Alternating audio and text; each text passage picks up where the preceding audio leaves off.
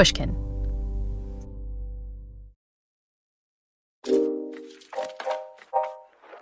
Let me turn off my notifications so I don't drive you guys crazy. One of the coolest things about hosting the Happiness Lab is that I get to meet guests I really admire and from whom I learn a lot. Take one of my favorite interviewees. Hey, I'm Tony Hale, and happy to be here. I spoke to Emmy Award-winning actor Tony Hale for an episode about being in the present moment. The star of Veep and Arrested Development puts an impressive amount of effort into following mindfulness practices in order to tame his negative thoughts. I can honestly say that I felt like I was a victim to my thoughts and my feelings. I was so drowning in my thoughts and my feelings. And when I became more of an observer of them and took a seat and didn't identify with them so much, you're never going to be fully in the driver's seat, but it felt like I was a little more in the driver's seat. But there was another part of our conversation that left a huge impression on me. It was about the depth and importance of Tony's religious beliefs. The truth is, my faith is everything to me. My faith is really what, for me, centers me and is a cornerstone for me. Tony gets many, many unexpected happiness benefits from his Christianity. Building relationships better, listening more, not being so isolated. Like, it really opened me up, and I get a lot of comfort thinking of the big picture. Study after study shows that people who practice a religious faith are significantly happier than non-religious individuals, irrespective of what religion they practice. People who attend religious services report lower levels of stress and depression. They tend to recover faster from illnesses like cancer and live, on average, about 5 years longer. Plus, they often report feeling more supported and less lonely. I mean, I think about in life, if I'm going somewhere and I don't know where I'm going, but I'm with somebody who knows where they're going, I relax. If I'm in a car and I know somebody knows exactly where we're going, I sit back and I'm like, okay, now I can enjoy the journey a little more. And that's how I feel with God. Him seeing the bigger picture of my life, it's going to be tough. But I know that he is with me and he sees where I'm going. That is a real balm for me. People have said before, which I get, they'll say, well, they see faith as a crutch.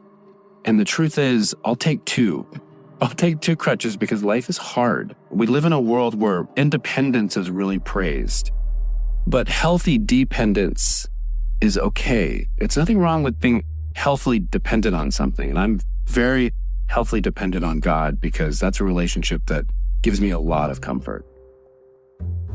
I was particularly struck by the importance of Tony's faith, in part because I don't really have that same spiritual comfort in my own life. You see, I'm an atheist. Unlike Tony, I don't believe there's a benevolent God who's watching over me and helping me to make sense of the big picture. But as a well-being expert, I also know that I'm really missing out on the happiness benefits that believers like Tony experience on a daily basis. So is there any way I can experience at least some of the emotional perks that come from spiritual practice? It turns out, yes, there is. But to get those benefits, I'll have to learn to tap into an emotion that's key to spirituality. So join me on my journey to find awe. And bonus, along the way, we'll also get to hear about some very cool, very nerdy space stuff. When I look up at the stars at night, I see furnaces that are all making the same stuff that we're made of.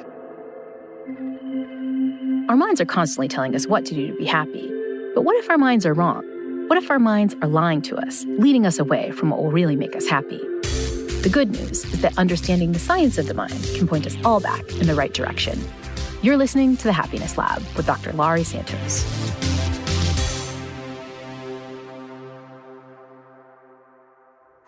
We're in this sterile classroom. It's 1979, and UC Santa Barbara student Dacher Keltner has signed up for a meditation class. This guy in this white clothing, white linen clothing, starts having us chant, "I am a being of purple fire." And that was too much for my friend Memo and I. We start laughing. "I am a being of purple fire," and he tosses us out of the classroom. Despite this disappointing experience, Dacher spent the intervening decades trying to understand the special emotion people experience during transcendent spiritual moments. Today, Dacher is a professor of psychology at the University of California at Berkeley. He's also the author of Awe, the new science of everyday wonder and how it can transform your life. Awe is the emotion we feel when we encounter vast mysteries that we can't make sense of with our current knowledge structures. Religious people like Tony Hale experience awe when they connect with the divine through their faith. But awe can also occur outside religious contexts. People experience awe when they see a beautiful work of art, or take a walk in nature, or look up at the vast night sky or hear a stunning piece of music. And here's where it gets really interesting, Laurie. When people feel awe, they're wordless, their mouths drop, they feel silent. And I love the word that my former grad student, Sarah Gottlieb, used to describe it, which is destabilizing. Most of the emotions we experience as humans feel either good or bad. An emotion like sadness or anger, that's mostly bad. A feeling like gratitude or laughter, mostly good. But awe is kind of weird. Experiencing awe does feel pleasurable, but it also feels threatening and scary. In some cases, awe can feel closer to dread. There's a really interesting little sliver of time during the unfolding of awe where you just are like, I can't make sense of what I'm seeing. Despite not being religious in the traditional sense, Dacher grew up with plenty of opportunities to experience the secular version of awe. My mom taught Romanticism and Blake and Shelley and Wordsworth. My dad was a painter, loved Goya and Francis Bacon. And I grew up in Laurel Canyon, very wild place in the late 1960s. I just could not study awe given my background. Today, Dacher regularly seeks out awe, visiting breathtaking natural places like the Sierras and the Alps, and immersing himself in art, like the works of Dutch master Pieter de Hooch. He has these paintings in a period of his life when he was really poor, of just everyday life, and they blew my mind. Dacher also experiences awe reading great literature. I love Walt Whitman, who taught us, if the soul is not in the body, where is the soul? You know, what a deep idea. But Dacher's awe also springs from less genteel art forms, too. I was in England in 1978, and I heard the Sex Pistols' God Save the Queen, and I was just like, this is it. This is the truth. You know, when I saw Iggy Pop, he stage dives, I'm like holding him up by his chest. I'm like, that is awesome. Totally slamming. He starts bleeding, blood gets on me, and I have a classic awe experience where I touch his arm, and his skin felt like God. Felt supernatural. I'm no Iggy Pop, but Dacher even got an awe boost from our short interview. You know, I'm embarrassed. Laurie, I just got goosebumps with your question. I'm not kidding. So vulnerable am I to awe? But experiencing awe and examining it scientifically are two different things. First of all, people thought you couldn't measure awe, that it was ineffable. I think there was this sense that you were bumping into realms that are beyond science, the sacred, spirituality, the sublime. But heck, you know, I'm at Berkeley. I grew up like this. I have long hair. It's like, you know, I should do this. So Dacher became one of the first scholars to study awe. His initial task was to characterize this emotion's physical manifestations. Aw's bodily signs are spectacular. The chills, these little rushes of goosebumps that go up your arms and up your neck and into your scalp. Awe is such a strange emotion. Those goosebumps and chills are the same reactions we have to a scary threat. But awe can also feel reassuring. Witnessing a profound event can put the petty concerns of daily life into perspective. It reduces your sense of stress. Stressful things, my work colleague, that parking ticket, don't stress you out. All this reminds me of the calm feeling that Tony Hale gets from his Christian faith. He called it a balm that helps soothe all the problems and irritations of life. Secular awe also seems to deactivate regions of our brain known as the default mode network. That's where we ruminate about the past and fret about the future. Awe shuts off all this self-oriented worrying, which kind of lets us just be. That voice in your mind that Aldous Huxley called the nagging, neurotic, interfering voice of the self, it kind of just dissolves. But just how much does our sense of self disappear when we undergo an awesome experience? Dacher and his students traveled to Yosemite National Park, a spot voted as one of the most awe-inspiring in the U.S. Tourists there were handed a piece of paper with an image of sun and grass printed on it, and were asked to draw themselves into that scene standing at the park. These self-drawings were then compared to ones done by tourists at Fisherman's Wharf in San Francisco, a similarly popular but much less awe-inspiring location. What did Dacher find? Well, the Yosemite tourists drew really tiny pictures of themselves.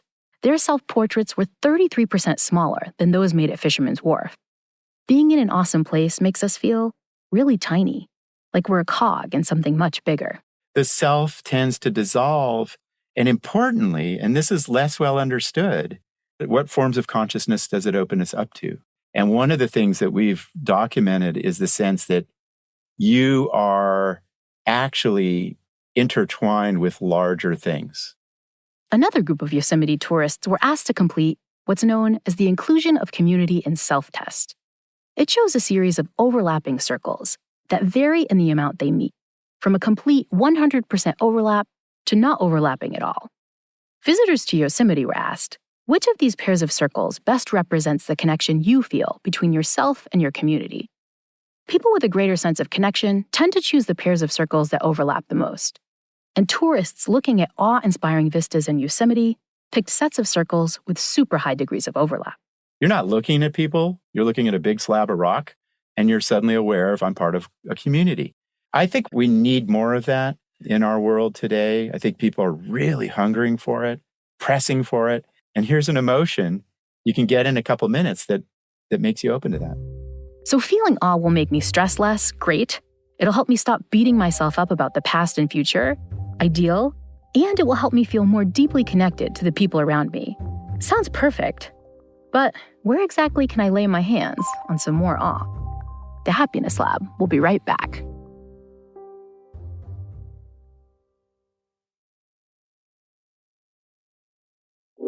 I clearly need much more awe in my life, but such a powerful emotion doesn't just grow on trees, right? It's actually the most easily accessible emotion in many ways. Psychologist and awe expert Dacher Keltner has graciously offered to be my guide. There are these misconceptions of awe, right? It's only about God. Nope, it's about a lot of things. And then another is you can't go out and find it intentionally, right? It has to happen to you. You have to be like St. Paul on the road to Damascus and you collapse and you see God. You can't plan this in your life. How is Dacher so sure of this? Well, he carried out a worldwide survey of awe, asking people from 26 different countries to describe an experience of awe. And by awe, we mean when you've encountered a vast mystery that you don't understand. Dacher collected more than 2,500 different stories of awe. But he was shocked to find that these thousands of different stories seem to involve only 8 different kinds of experiences, what he calls the 8 wonders of life. The first wonders, unsurprisingly, involve religious experiences and being in nature. People also reported powerful moments of transcendence when enjoying sublime cultural experiences, like great paintings and music. But these 4 wonders, religion, nature, music, and art, weren't the most frequent ways that people reported feeling awe. The most common source of awe from these stories around the world is the moral beauty of other people. It was just like how kind and courageous people are and overcoming obstacles. This is a mom from the United Kingdom who says, the way my daughter dealt with the stillbirth of her son, I was with her at the hospital when he was delivered, and her strength in dealing with this left me in awe. As a source of awe, this is kind of awesome, right? The newspapers are full of stories of people who do amazing, brave, and selfless things. If only we stopped to talk to more people, we might even find more awesomeness on our very doorsteps. The 6th way in which people experienced awe was during epiphanies, moments where they learned something profound that totally reshaped their worldview. Wonder of life number 7 are moments of so-called collective effervescence, in which groups of people get together to have a shared experience, like being in a crowd at a music festival or a club, or even at a protest rally. We start moving in unison. We have a shared attention of what we're looking at. Wow, it's this hip-hop artist or it's this political figure giving a speech. And this, Laurie, there's this incredible new science of how quickly our heart rates, our brains sync up, and it becomes transcendent. But Dacher's final wonder of life occurs at moments of birth and death. My younger brother, Rolf, was a year younger than me. We did everything together. He really was, in some sense, my moral compass. He was much kinder than me and stronger and more courageous. And he got colon cancer, and after 2 brutal years, passed away. Dacher says sitting at his brother's bedside was by far his most powerful ever experience of awe. And there it was. I was watching my brother die, and it was transcendent. Like, what is this? What is he? Where's his life? He's still with me. How? As I thought about adding more daily awe into my own life, I got a little worried. We can't always engineer major epiphanies or fly off to Yosemite or MoMA. And crowd surfing with Iggy Pop seems pretty unlikely for a nerdy professor like me. So I asked Dacher, is awe really the kind of emotion that the average Joe can experience whenever they want? We tested that idea. And so Virginia Sturm and I had people do a regular awe walk once a week. They go out and they just go somewhere weird or new and look for awe. That's all we really said. These simple walks significantly increased people's experience of awe. Plus, the walkers were happier and less stressed afterwards. Open your eyes when you're walking through town, and you're going to find some human goodness. Is awesomeness actually more common than I'd been assuming? Well, Dacher has done an experiment to see if it is, saying to ordinary people, here's a definition of awe.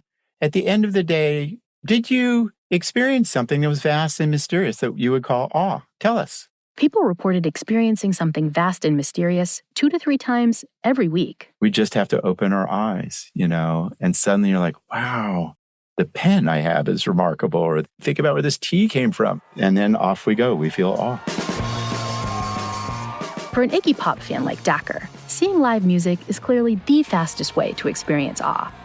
At a concert, we can feel overwhelmed by the beauty of the light show and the music. We might have an epiphany when we hear the lyrics of a familiar song in a new way, and we might feel collective effervescence, standing in a sweaty throng of fellow fans.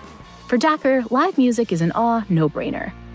I love asking people, describe a moment when you really found yourself at a musical concert. How about you, Laurie? What's a moment of collective effervescence in music for you? Dacher, I'm much more embarrassing in my musical taste. I was reading all your stories about going to Iggy Pop concerts with jealousy because I'm a poor child of the late 80s, early 90s. Mine are I was at this New Kids on the Block show. So mine are the same phenomena, more embarrassing. We're all human. We all find it in music. So New Kids on the Block, more power too. Much as I loved Donnie Wahlberg and the other New Kids, I don't think my most reliable source of awe will be found in music. I'm a science girl at heart, and I should probably lean into that. And just as Dacher dotes on Iggy Pop, I've found a nerdy object that rocks my world. Unfolded, it's the size of a tennis court. It cost over $10 billion, and it's over 1 million miles away from me right now. I personally believe that there are 2 ways to make the world a better place. You can decrease the suck, and you can increase the awesome. So today, I must talk about the James Webb Space Telescope because it's freaking awesome! You'll hear how I get awesomely awestruck by this awesome telescope when the Happiness Lab returns from the break.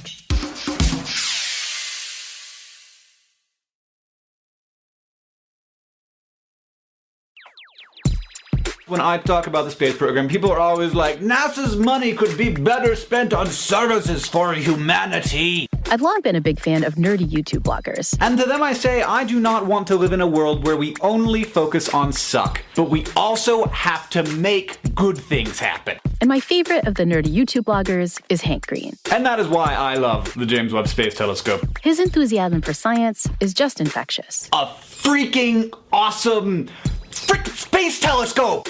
But I think his 2011 video on the top 5 awesome things about the Webb telescope was his best work ever. It is awesome. That was how I first learned about this amazing project. In the truest sense of the word awesome. Hank made his famous video long before the telescope launched into space. But today, that amazing device is up there, gliding along 1 million miles from Earth and sending back the most amazing images. As I started thinking about how much I loved hearing about the telescope and talking about it and marveling at it, I started to realize that the James Webb may be my version of touching Iggy Pop, walking in Yosemite, and admiring a Dutch painting all rolled into one. And so I wanted to spend some time sharing my awe about this invention, not just with you, my listeners, but also with someone who really gets my passion. Hey, Mike, how's it going? Good. Can you hear me, Laurie? I first met Mike at a small workshop. I had no idea who he was, but when I learned what he did for a living, I completely swooned. My luck with these Zoom meetings is marginal at best. I admire Mike a lot, but I did expect him to be a bit better with technology. You can still hear me, right? Mike, are you still there? You kind of cut out with your audio. Okay, I think I got it. So anytime you're ready. Cool. We usually just start by just having you say your name and your title so you can introduce yourself. Yeah, my name is Mike Menzel, and I am the mission systems engineer for the James Webb Space Telescope. That's right. Mike was the lead engineer on the James Webb Space Telescope. He spent 25 years building the most powerful and most insanely ambitious deep space telescope that our species has ever created. So yeah, he kind of gets a pass on the whole Zoom thing. The James Webb may be the most amazing object our species has ever designed, but I'm guessing that at least some of my listeners may not know why it's so incredibly awesome. So I'm going to channel my inner Hank Green and take some time to unpack my wonder about this amazing project. The first thing that's so wonderful about this telescope is the sheer scale of its mission. The James Webb is called a telescope, but it's probably more accurate to think of it as a time machine. Any optical device that you have is not seeing the universe as it is, but seeing it as it was. Even your eyes are time machines. If you go out at night and look at the stars in the sky with your own eyes, most of those stars that you see are somewhere between 4 and a couple thousand light years away. That means that you're seeing those stars not as they are, but as they were. Some of them you're seeing as they were when the Roman Empire ruled the Western world. So, the farther the object, the farther you're looking back in time. But the James Webb isn't just looking back to Roman times, or even when the dinosaurs roamed the Earth. It can see light from the first stars ever created. And they would have turned on probably around 13.5 billion years ago. Cosmologists think the universe is 13.7 billion years old. So the James Webb is able to look at stuff that happened right after the Big Bang, which is totally incredible. But the ability to time travel back that far requires a very unique kind of device. So astronomers knew if you really want to see the first things that lit up our universe, you probably better make it a really, really big telescope. And the James Webb is very, very big. Its primary mirror is about the size of a 3-story house, and the sun shield that protects it from the sun's destructive rays is the size of a whole tennis court. And it has to fold up and fit into a rocket that's only 5 meters in diameter. Which means that in addition to being very, very big, the James Webb telescope also had to have the capacity to be very, very small. Mike had to design a telescope that was also a transformer. It had to fold up like a piece of origami and reopen once it reached its destination near the sun, which is kind of dangerous from an engineering perspective. You never, ever build anything that has to be deployed in outer space. That was the very first rule I learned in 1981 for satellite design. Well, James Webb breaks that rule in spades. 50 of the most complex, ridiculous, insane deployments ever attempted. Aside from the fact that folding it up and unfolding it and deploying it in space is very hard, what makes it even harder is that the type of things that you're folding up are what us engineers would call non-deterministic. You're folding these flexible membranes the size of a tennis court. And when they are in 0G and they're unfolding, they could float and get in places where they'd snag and just the little stupidest error could ruin the mission. Mike and his team had only one opportunity to get it right. Most of the other space telescopes currently in operation are close enough to the Earth that we can fix them if something goes wrong. The Hubble telescope, which Mike also worked on, has been serviced many times. So we trained the astronauts, we built their tools, we built the hardware that they would take up to keep Hubble running. If Hubble blows a fuse, it's just a few hundred miles from Earth. But the James Webb is far, far beyond the reach of any human intervention. It had to be foolproof. Every review board always reminded me that, Mike, you better get this right because you can't fix James Webb. You're not going to have a second chance like Hubble. Can you imagine the guts required to build a $10 billion machine that simply cannot break down? That was the level of badass science tenacity that Mike and his team brought to the project. And even once the rocket carrying his creation blasted off, Mike couldn't allow himself to relax. Well, this is the first step of 50 that all have to go right in the next 14 days. So I knew that the tougher days were still ahead of us. And those tougher days went on and on. Can you imagine how stressful it was? Deployment number 10, number 11, number 50, number 51. It was a nail-biter every single time. Eventually, the final deployment, step number 178 in the mission program, went off without a hitch. The telescope was in place. But Mike still didn't know if the Webb telescope would see anything worthy of all the intense effort and vast expense. Then, the telescope's optical image manager handed Mike the very first photos. When he kind of snickered, he said, "Hey, this thing's going to work really, really good." That's when I knew. I think there were probably about 5 or 6 of us that have stayed on this job for over 20 years, who all really knew in our guts the risks that we were taking. It was going to be over for us if it failed. There was no coming back. We were history. Our lives would have been summed up as failures, and that would have been it. But I was proud that none of us left the program. We all accepted it. So with that in the back of your mind, when you see everything working and you see the images, you do get emotional. The James Webb Space Telescope has now been sending its emotionally inspiring images back to Earth for several years. I was curious if Mike had a favorite image so far, one that really filled him with a sense of awe. Turns out he did. It was the first image that NASA shared publicly, what's come to be known as the Webb's first deep field. That was the one that they were showing all those galaxies over 13 billion light years away. It's worth pausing this episode and Googling this image if you haven't seen it already. At first, you might assume that you're looking at the usual astronomy photo, that it's just showing a bunch of star stuff. But the Webb's first deep field is actually showing thousands of galaxies. When you look at that image, you're able to see parts of our universe that humans have never seen before, including stuff that's nearly 13 billion years old. With that single image, you are time traveling 13 billion years into the past. The deep field was the Webb's first public image, but it already allowed our species to see and study some of the oldest physical structures that have ever existed. I mean, how insanely cool is that? The hairs on the back of my neck started to stand up, and that's where it hit me.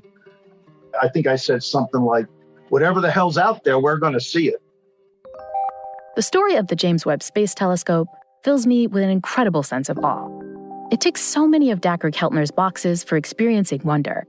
As an object, it's beautiful and impressive.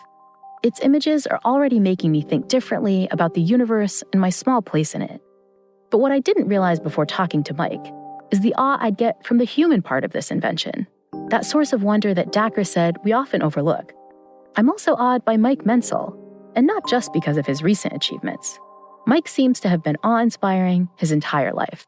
You know, I was interested in astronomy since I was 6 years old. I don't come from a poor family, but definitely lower middle class, blue collar.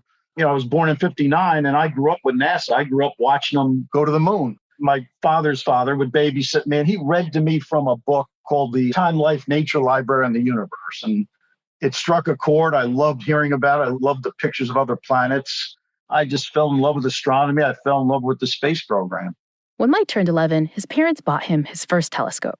But finding a safe spot to set it up in the dark wasn't exactly easy. I grew up in Elizabeth, New Jersey. And I tell folks, if you're not familiar with what's walking around the streets at 1 or 2 in the morning in Elizabeth, New Jersey, I can assure you it's not the stuff of Norman Rockwell paintings. One night, Mike was out stargazing alone when he spotted a menacing group of teens hanging out by his yard. And they saw me out there with the telescope and they started giving the usual obscene calls. And one of them says, "Hey, Galileo, what are you looking at?" Instead of running off, this courageous 11-year-old invited the intoxicated teens to check out the wonders of the night sky. Lucky for me that Saturn was out that night. I put the telescope on Saturn. And one by one, they saw that planet and how beautiful it looked. They were amazed. The awe and the beauty of what they saw just cut through all the nonsense, cut through all the hard guy attitudes, or even the drugs they were on. And one by one, they were going, "Oh, check this out. Look at this. Oh, my God." And they just wanted to see more and more. Mike's uninvited guests were clearly experiencing their very own epiphanies. Maybe seeing Saturn even gave them a sense of shared experience with every other human on this tiny blue speck. The encounter certainly led to some unexpected benefits for Mike. Probably about a week or so after that incident, I'm out in the playground. I'm out there on the basketball court, an 11-year-old little nerd with my basketball. And some guy comes over and he looks at my basketball, he takes it and he goes, "Hey, man, I like this. This is a cool ball," which is the prelude to, well, you're going to get beat up. You're going to give him the ball. And as I'm about to get ready for the butt kicking that is just typical in Elizabeth, New Jersey, there's a crowd of guys over in the side, and I hear them yell, "Hey, man, leave him alone. That's Galileo. He's cool." So I remember thinking to myself, hey, this astronomy stuff has some practical application. And sharing this astronomical thrill never gets old for Mike. He loves showing off not just the Webb's images of galaxies billions of miles away, but also the photos he's gotten from our own solar system. I was with a bunch of astronomers and I started to yell down the hall to my engineering friends, "Hey, look at this. Check this out. Oh my God, this is Neptune. Look at how beautiful it is." And while I'm saying this, I remembered instantly the reaction that my hoodlum friends had 50 years ago in my backyard. It was the same guttural reaction. The first time you see something, it just invokes an emotion of awe and wonder that can't be contained. Do you like to get awe in other domains? Like, are you into art or music? I wish I could answer that in the affirmative, but the truth is I've been a science nerd my whole life, and that's all I really got. If I disappeared tomorrow, some of the learning and some of the information that I help gather will somehow live on and propagate. And I find that there's something, wonderful about that. I started this episode with the assumption that an atheist like me might have to miss out on the sort of awe that many people experience through faith. I worried that it'd be tough to find transcendent experiences on a regular basis in the absence of religion. But talking with today's guest has made me realize that goosebump moments are there for all of us. We just need to be a bit more intentional in seeking out something awesome. Taking time to experience awe makes us feel less stressed, less self-absorbed, and more connected. Pondering the vast stuff we don't understand can destabilize us, but in ways that make us feel happier. It does take a small bit of effort, but we don't necessarily need some huge telescope to find wonder. As Dacher's work so nicely shows, everyday awe is all around us. We just need to look for it. People always ask you, like, what do I do? And I say, go find some awe. It's powerful.